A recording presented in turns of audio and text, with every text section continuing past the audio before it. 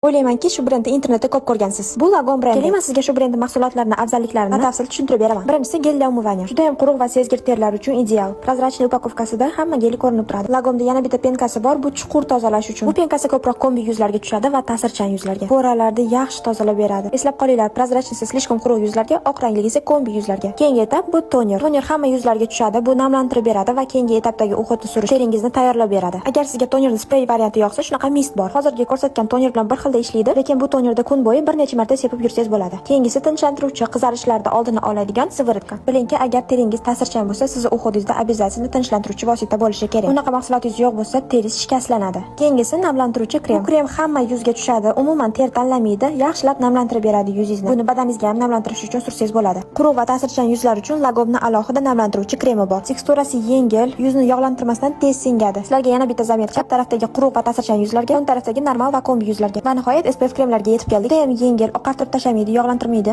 Sumkangizda ham olib yurishga udobniy variant. Xuddi shu SPFda boshqa dizaynligi bor, ishlashi va tarkibi bir xilda, lekin buni hajmi kattaroq. Juda ham chiroyli dizaynda qilingan ekan. Bularda farqlari yo'q, prosta ko'rinishdan qaysi biri yoqsa, shuni tanlasanglar bo'ladi. Va eng oxirgi mahsulotimiz Lagom SPF Stick. Ustidan dizaynerlari zo'r ishlashibdi, lekin juda ham yumshoq, hidi shirin bo'lgan SPF. O'zi kichkina ko'rinadi, lekin juda ham barakali ekan.